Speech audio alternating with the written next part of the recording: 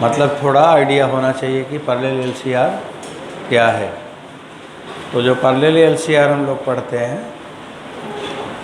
इसका कहाँ पे यूज़ है? ट्रांसमीटर में यूज़ है कि रिसीवर में? तो ये ट्रांसमीटर में, इसको आप लोगों ने पढ़ा था, ये वेव रिजेक्टर है, वेव को ये ट्रांसमिट करेगा। और एम्पलीफायर की बात करें तो ये करंट एम्पलीफायर जैसा हम बोल सकते हैं। ये पैरेलल एलसीआर सर्किट जब हम लोग बनाए थे तो इंडक्टर के साथ क्या था? रजिस्टर था और कैपेसिटर अकेले था। पैरेलल में है तो देखो ये पैरेलल में हो गया। तो ऊपर एक हमारा चोक कॉइल है, एल आर माने चोक कॉइल, और नीचे कैपेसिटर लगा है। और यहाँ पे ये सोर्स लगाया मैंने, V बराबर V0 साइन ओमेगा टी। देखो यहाँ का वोल्टेज है VL, यहाँ का वोल्टेज है VR, यहाँ का वोल्टेज है VC। इसमें करंट जो फ्लो करेगी I1 और इसमें करंट फ्लो किया I2। अब सबसे पहला इम्पॉर्टेंट काम ये था कि फेज डायग्राम बनाओ। तो मैंने फेज डायग्राम बनाया था। फेज डायग्राम में एक्स एक्सिस पे उसे रखेंगे जो कांस्टेंट हो, तो एक्स एक्सिस में वोल्टेज होगा और वाई एक्सिस पे करंट को दिखाना है आपको। अब इसमें इधर हमने वोल्टेज दिखा दिया, V हो गया। अब करंट किधर होगा? तो जहाँ भी इंडक्टर होगा, तो उसमें वोल्टेज आगे होगा। इंडक्टर का मतलब वोल्टेज आगे होगा और करंट पीछे होगा। तो इस LR सर्किट में L और R वाला जो ये वाला है, इसमें वोल्टेज आगे होगा और करंट पीछे होगा। तो अगर करंट पीछे होगा तो I1 इधर होगा, ये करंट I1 हो गया, और यहाँ पे ये वाला वैल्यू फाई हो गया। अब हमें I1 और फाई की वैल्यू LR सर्किट पढ़ा है, पता भी है। अगर करंट I1 निकालेंगे तो I1 बराबर आपको लिखना पड़ेगा वोल्टेज V अपान √XL² प्लस R²। और अगर एंगल निकालना हो वहाँ पे फाई का मान, tan फाई निकालना है, तो tan फाई LR सर्किट आपको याद होना चाहिए। अब तो याद ही होगा बच्चों, tan फाई का मान क्या था? XL/R। तो यहाँ पे अगर लिखा जाए, हम एक एंगल बना दें, ट्रायंगल बना दें, ये फाई है और tan फाई बराबर होगा XL/R, और यहाँ पे आप लोग लिखोगे √XL² प्लस R²। ये बात यहाँ पे आ गया LR सर्किट का। जब हम कैपेसिटर की बात करेंगे तो कैपेसिटर का जो करंट है, कैपेसिटर में वोल्टेज हमेशा पीछे होगा। और कितना पीछे होगा? 90 डिग्री। इसका मतलब करंट आप कह सकते हो कि 90 डिग्री आगे होगा। तो इसका जो करंट होगा, जिसे हमने I2 दिखाया है, वो I2 इधर होगा। अब I2 इधर होगा। देखो इस क्वालिटेटिव में हमें केवल एक ही चीज़ स्टडी करनी है, और वो स्टडी ये करनी है कि रेजोनेंस की कंडीशन क्या है। और आपसे रेजोनेंस फ्रीक्वेंसी पूछा जाता है। तो रेजोनेंस फ्रीक्वेंसी मेन टारगेट है, रेजोनेंस फ्रीक्वेंसी हमें पता करना, बस एक ही टारगेट है। और रेजोनेंस कंडीशन क्या है कि हम रेजोनेंस कैसे बोलेंगे? तो एट रेजोनेंस फ्रीक्वेंसी, जब हम रेजोनेंस फ्रीक्वेंसी की बात करेंगे तो उसमें यही आएगा कि at resonance frequency current end voltage in same phase. बच्चों, करंट और वोल्टेज सेम फेज में आना चाहिए।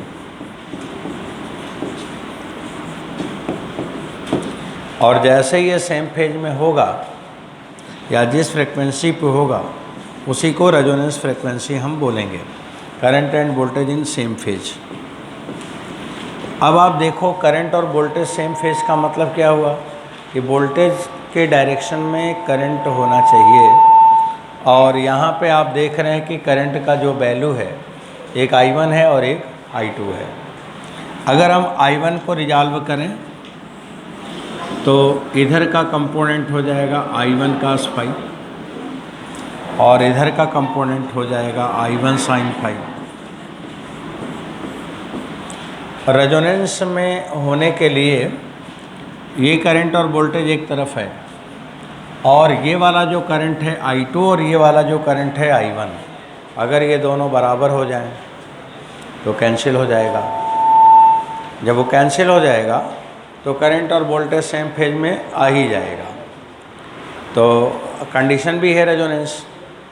अब रेजोनेंस कंडीशन में हम लोग यहाँ पे दिखाएंगे कि I2 बराबर हो गया I1 sin phi। तो बच्चों फिर आप लिखोगे हियर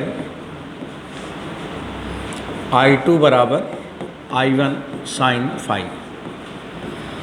अब अगर हम I2 का मान निकालें, I2 जिसमें कि कैपेसिटर में करंट जा रही है, तो वो करंट कितनी होगी? Voltage upon resistance V upon XC। और अगर I1 की वैल्यू निकालोगे तो V upon under root XL square plus R square. आप उस ट्रायंगल में से साइन फाई निकालो, ट्रायंगल को देखकर साइन फाई निकालो। तो साइन फाई बराबर होगा XL अपान XL square plus R square. अब ये V से V तो कट जाएगा, ये अंडर रूट और अंडर रूट दोनों मल्टीप्लाई करो तो अंडर रूट हट जाएगा। तो XL square plus R square बराबर XL और XC हो गया। आपको जहाँ भी ज़रूरत पड़े तो इसको यूज़ भी कर सकते हो। और यहाँ XL स्क्वायर बराबर हम लिखेंगे XL XC minus R square. तो XL का मान क्या है? ओमेगा L का स्क्वायर, और XL और XC को मल्टीप्लाई करो तो omega L 1 upon omega C minus R square, यही होगा। अब बच्चों यहाँ से ओमेगा तो कट ही जाएगा, ये ओमेगा से ओमेगा काट दो, और हमें ओमेगा ही चाहिए, ओमेगा इधर है। L स्क्वायर से डिवाइड कर दो तो आ जाएगा 1 अपान LC minus R square upon L square. तो जो रेजोनेंस फ्रीक्वेंसी है वो ओमेगा की वैल्यू आप अपने कॉपी में ठीक कर लीजिए, लिख लीजिए।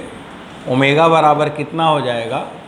1 अपान LC minus R square upon L square. ये रेजोनेंस फ्रीक्वेंसी है किसमें? पैरेलल में। और अगर सीरीज में होगा तो उसमें क्या आएगा? 1 अपान LC आएगा, केवल 1 अपान LC आएगा। दूसरी चीज़ आप लोगों ने इसमें और निकाला था, ज़रूरत तो इतने की ही है, ये लाइन अपने कॉपी में आपने लिखा भी है, और उसमें साइन माइनस प्लस में चेंज हो गया था, उसे ठीक कर लीजिए, ये वैल्यू है। और अब अगर ये पूछा जाए कि करंट एट रेजोनेंस कंडीशन में करंट कितनी फ़्लो करेगी, तो अब करंट कितनी फ़्लो करेगी, तो उसके लिए हमने आपको पढ़ाया था कि अगर I का मान निकालोगे तो VCR अपान L आएगा। ऐसे रख लेना, वो लिखा है कॉपी में है आपके। तो I का मान हो गया VCR अपान L। और दूसरा आपसे पूछा जाता है कि रेजोनेंस कंडीशन में इम्पीडेंस कितना है, तो इम्पीडेंस माने Z बराबर होगा V अपान I, और V अपान I का मतलब हुआ L बाई RC। ये बच्चों पैरेलल कॉम्बिनेशन की बात थी, और यहाँ पे कंप्लीट हो गया। ये जब आप कल सवाल लगा रहे थे तो उसमें जब इसे ट्रांसफ़र कर रहे थे तो माइनस प्लस में कोई चेंज हो गया है, उसे ठीक कर लेंगे आप। अब चलिए, ये तो बात ख़त्म हो गया, यहाँ से अब आपको कुछ नहीं पढ़ना है, आपके सिलेबस की बातें सब समाप्त हैं। लास्ट में अब हम लोग ट्रांसफार्मर, अर्थ मैग्नेटिज्म, यही सब डिस्कस करेंगे। हाँ, नोट कर लीजिए जो लोग नहीं नोट किए हो, नोट कर लो तब आगे बढ़ाएं।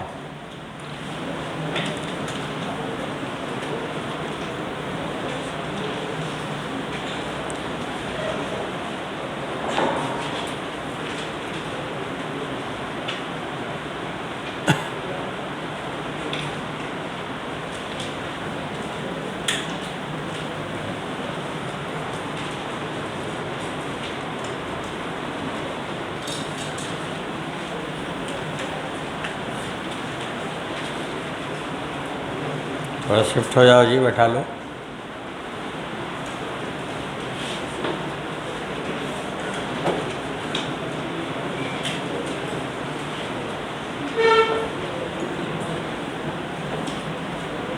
हो गया, चलो अब आगे बात जो कर रहे हैं उसको सुनो।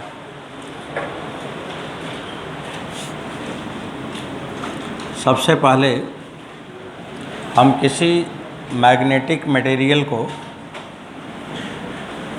अगर मैग्नेटिक फील्ड में रखेंगे तो वो मैग्नेटाइज होगा। तो पहला पॉइंट है मैग्नेटाइजेशन।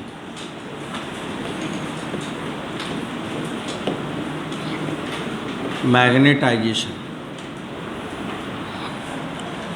मैग्नेटाइजेशन का मतलब है मैग्नेट कैसे बनाएंगे, मैग्नेट बनाना है। तो magnetic material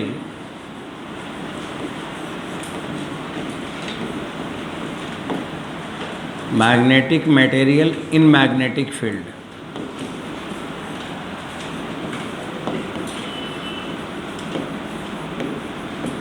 in magnetic field. अगर मैग्नेटाइज करनी है तो क्या करना पड़ेगा, मैग्नेटिक मटेरियल को क्या करोगे, मैग्नेटिक फील्ड में ले जाओ, और उस मैग्नेटिक फील्ड की वजह से उसमें मैग्नेटिक प्रॉपर्टी आ जाएगा, तो उसे हम बोलेंगे कि मैग्नेटाइज हो गया, मैग्नेट बन गया। तो अगर मैग्नेट बनाना है तो आप क्या करोगे, मैग्नेटिक मटेरियल को मैग्नेटिक फील्ड में ही तो रखोगे। अब जब मैग्नेटिक फील्ड में रखोगे तो सबसे इम्पॉर्टेंट बात है कि उस मैग्नेटिक फील्ड की इंटेंसिटी क्या है। मैग्नेटाइज होगा, मैग्नेटिक फील्ड में ही होगा, लेकिन उस मैग्नेटिक फील्ड की अपनी क्या इंटेंसिटी है ये हमें पहले पता होना चाहिए। तो जैसे मान लो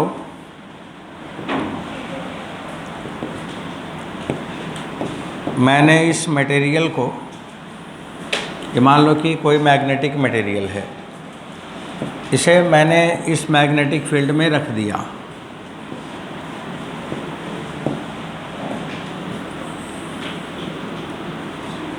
ये मैग्नेटिक फील्ड में रख दिया, ये एक्सटर्नल मैग्नेटिक फील्ड है बी। तो जब इलेक्ट्रिक फील्ड हम लोग पढ़ते थे तो इलेक्ट्रिक फील्ड भी ई से लिखते थे और उसकी इंटेंसिटी भी ई से लिखते थे। अब यहाँ पे हमें इस फील्ड की इंटेंसिटी चाहिए, तो intensity of magnetic field B,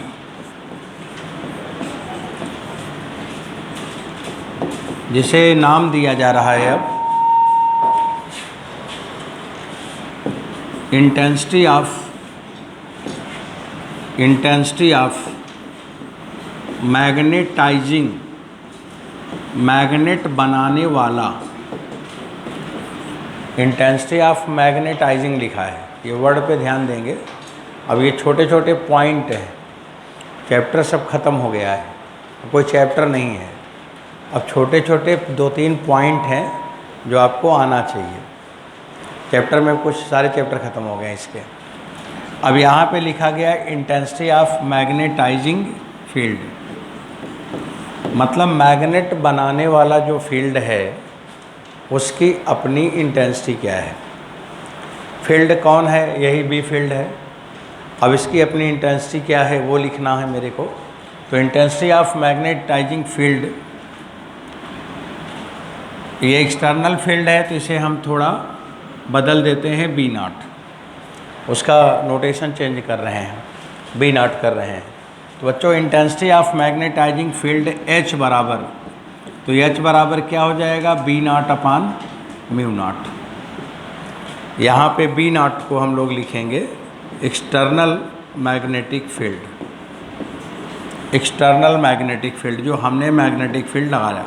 तो एक तो सवाल ये आपके एग्ज़ाम में आता है कि मैग्नेटाइजिंग फील्ड की इंटेंसिटी क्या है। तो जो मैग्नेटिक फील्ड होगा वो नहीं है बल्कि बी अपान म्यू नॉट करना पड़ेगा।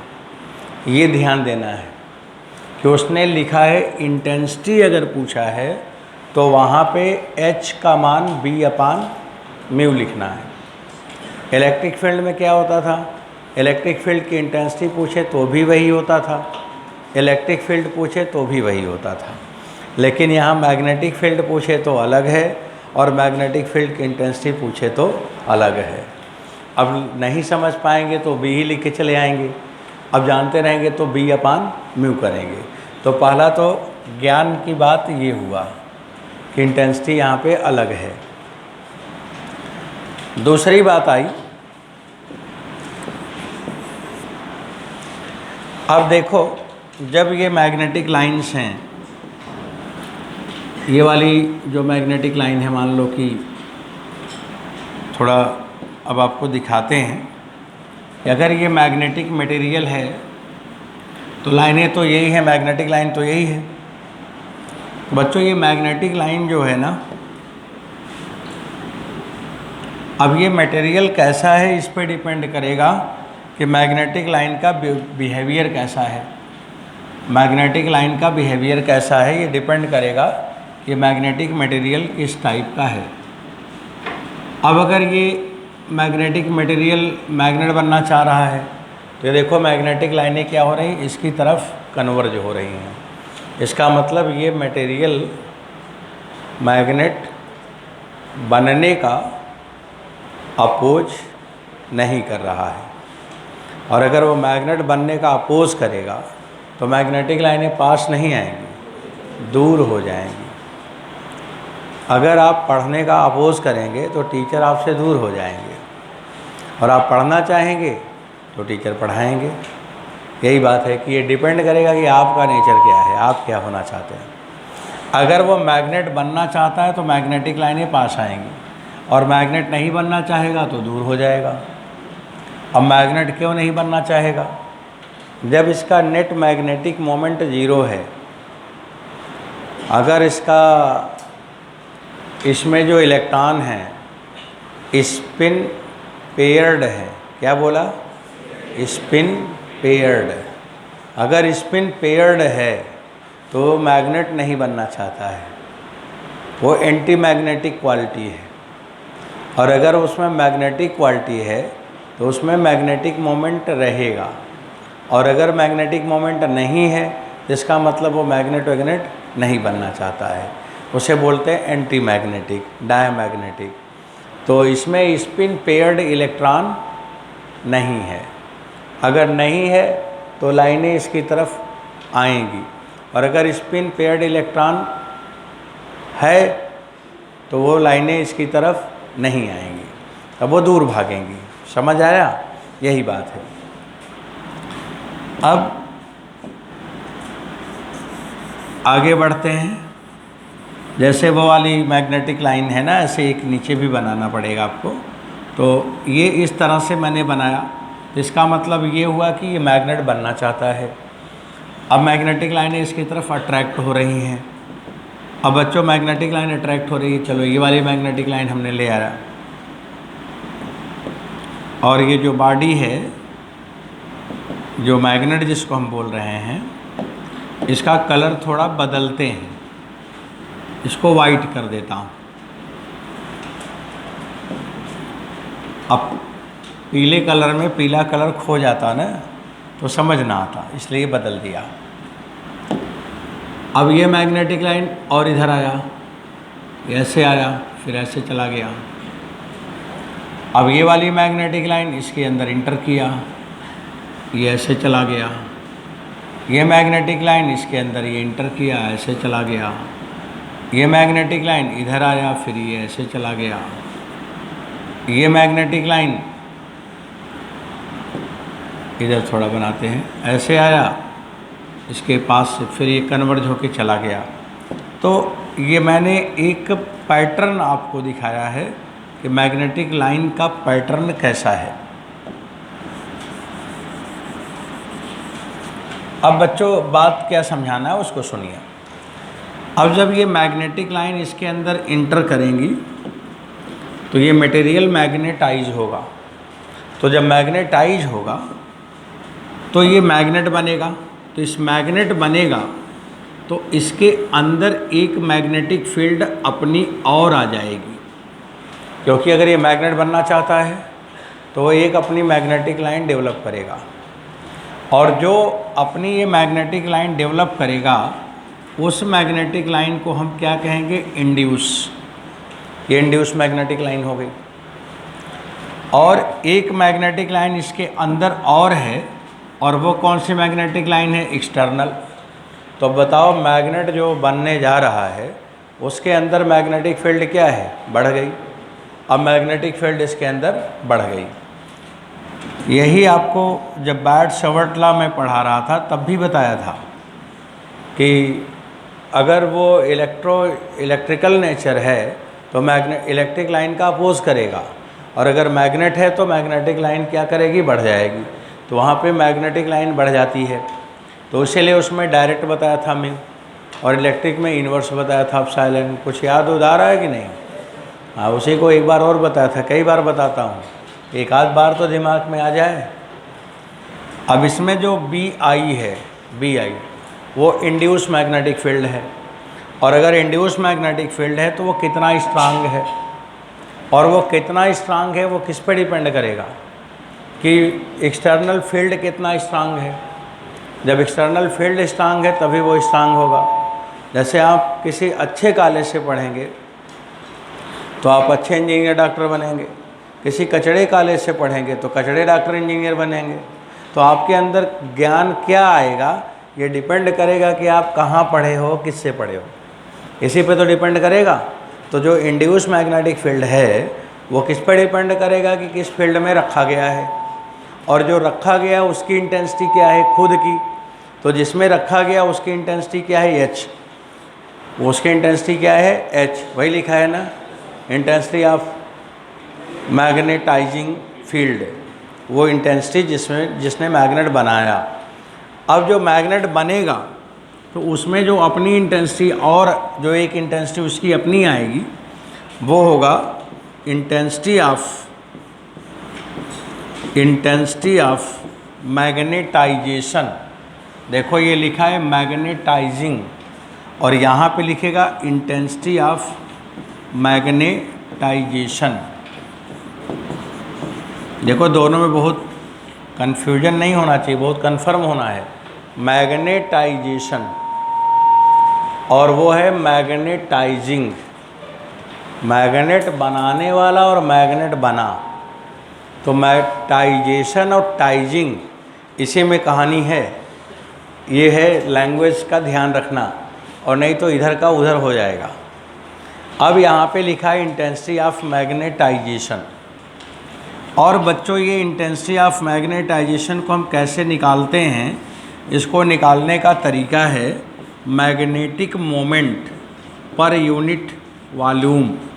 एक दिन आपको मैंने इसी जगह पोलराइजेशन पढ़ाया था कैपेसिटर में, और उसमें लिखा था dipole moment per unit volume. उसी जगह यहाँ पे लिखा जा रहा है magnetic moment per unit volume. ये पेपर में आ चुका है, एग्ज़ाम में ये पूछा जा चुका है कि इंटेंसिटी ऑफ मैग्नेटाइजेशन कितना है। तो मैग्नेटिक मोमेंट लिखा है और उसका मैग्नेट का सब डायमेंशन दिया था, वॉल्यूम से डिवाइड कर दो। अब मैग्नेटिक मोमेंट का मतलब क्या है, pole strength into effective length. ये भी पढ़े हो आप, मैग्नेटिक मोमेंट तो ऐसे निकालते हैं। और पर यूनिट वॉल्यूम अगर आप लिखोगे तो एरिया इंटू लेंथ। बच्चों ये हो गया।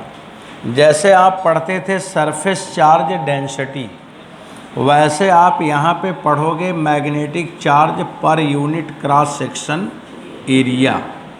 मैग्नेटिक चार्ज जिसे पोल स्ट्रेंथ कहते हैं अपान क्रॉस सेक्शन एरिया।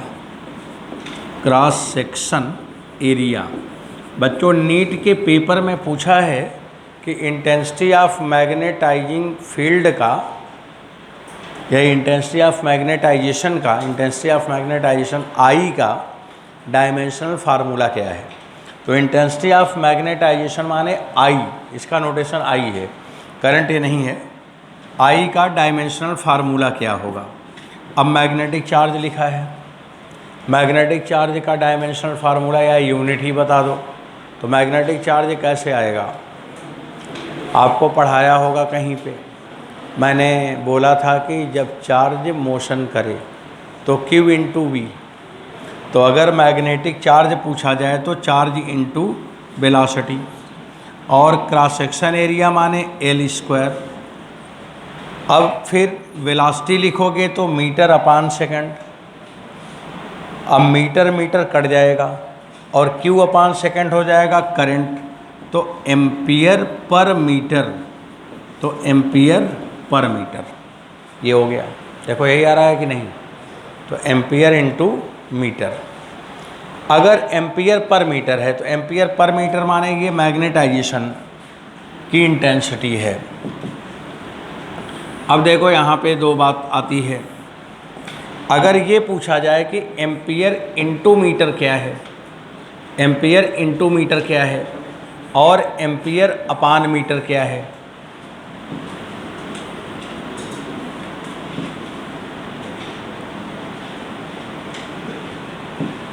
इसको हम लिखेंगे एम्पियर और इसको लिखेंगे मीटर, और यहाँ पे लिखेंगे एम्पियर और नीचे लिखेंगे मीटर। ये दो चीज़ें हैं। एम्पियर इंटू मीटर ये मैग्नेटिक चार्ज है। ये क्या है, मैग्नेटिक चार्ज यही है, एम्पियर इंटू मीटर। और ampere upon metre intensity of magnetisation है। ऐसे सवाल आते हैं, वो छोटे छोटे सवाल आते हैं, बेसिक, यही इसी को बेसिक कहते हैं। और जब नहीं पढ़े रहते हैं तो जान भी नहीं पाते हैं, एग्जाम भले देते रहें। तो बच्चों ये टर्म तो ज़रूर याद रखेंगे। आपसे और क्या पूछेगा वो, कोई आसमान का तारा थोड़ी पूछता है, यही सब पूछता है कि पढ़े ओढ़े थे कि नहीं ध्यान से। इंटेंसिटी ऑफ मैग्नेटाइजेशन ये है। तो इसका डायमेंशनल फार्मूला दोनों एक ही जैसा है, एम्पियर इंटू मीटर है और एक एम्पियर बाई मीटर है। तो डायमेंशन पूछे तो डायमेंशन भी आ जाएगा, एक में AL आएगा, एक में AL माइनस आएगा। यहाँ पे डायमेंशन यहाँ का पूछा जाता है, पेपर में पूछते हैं टीचर। तो बच्चों ये तो बात मैं क्या कर रहा था कि जो मैग्नेट बनेगा, जो मटेरियल रखा है, एक तो उस पर एक्सटर्नल फील्ड का असर है, एक उसके अंदर कुछ एक्सटर्नल के कारण आएगा, उसे क्या कहेंगे, इंड्यूस फील्ड कहेंगे। और दोनों कैसे हैं, एंटी पैरेलल की पैरेलल, दोनों एक ही डायरेक्शन में है। तो नेट फील्ड पूछा जाए तो दोनों को प्लस कर देना।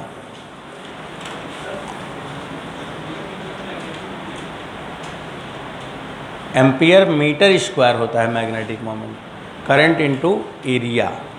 मतलब अगर ये लिखा जाए कि एम्पियर मीटर स्क्वायर, ये तो एम्पियर मीटर स्क्वायर क्या हो जाएगा, मैग्नेटिक मोमेंट हो जाएगा। मैग्नेटिक मोमेंट ये हो जाएगा, सही है, ये मैग्नेटिक मोमेंट हो जाता है।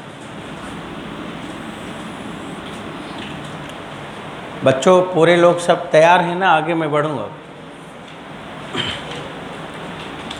हाँ, अब ये तो यूनिट है, ये यूनिट ज़रूरी है आपको। जो JEE मेंस के प्रिपरेशन में है, नीट के लोग जो हैं उनके काम की चीज़ें यही सब है, यही सब है थ्योरी, इसे वो थ्योरी कहते हैं यहाँ की। अब आगे सुनो।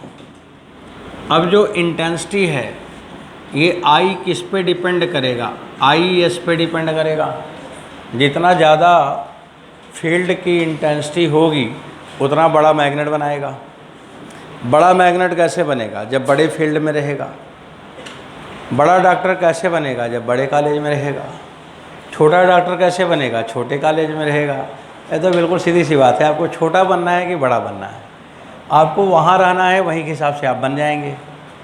आपको बड़ी रैंक लानी है कि छोटी रैंक लानी है, ये डिपेंड करेगा कि आप कहाँ पे पढ़ रहे हैं, किसे पढ़ रहे हैं, उसी के हिसाब से आपकी रैंक आ जाती है। ये तो सीधी सिंपल सी बात है। और ये सब चीज़ें यहाँ पे इसलिए पढ़ाई जाती है कि इसको सीखो आप, कि मैग्नेट में जो आने वाला इंटेंसिटी है, जैसे हमने बोला है कि इंटेंसिटी ऑफ मैग्नेटाइजेशन ये प्रोपोर्शनल होगा इंटेंसिटी ऑफ मैग्नेटाइजिंग फील्ड के, उसी पे डिपेंड करेगा। अब डिपेंड करेगा, वो बनेगा। हम तो यही जानते हैं कि जब आपने कोचिंग में एडमिशन लिया तो पेरेंट जानते हैं कि आप डॉक्टर बनेंगे, इंजीनियर बनेंगे। मोहल्ले के लोग भी जानते हैं कि आप इंजीनियर बनेंगे, डॉक्टर बनेंगे। रिलेशन में भी लोग जानते हैं कि इंजीनियर बनेगा, डॉक्टर बनेगा, पढ़ रहा है। कोचिंग के लोग भी जानते हैं कि रिजल्ट आएगा और बच्चों का इंजीनियरिंग कॉलेज और मेडिकल कॉलेज में एडमिशन होगा, रिजल्ट निकाला जाएगा। सब तो यही जानते हैं, लेकिन वो होगा कि नहीं होगा ये डिपेंड करेगा आपके एक प्रॉपर्टी पर। आपकी एक प्रॉपर्टी पर डिपेंड करेगा, सिर्फ एक प्रॉपर्टी पर। और वो प्रॉपर्टी क्या है कि आपने एक्सेप्ट किया कि नहीं, एक्सेप्टेबिलिटी पर।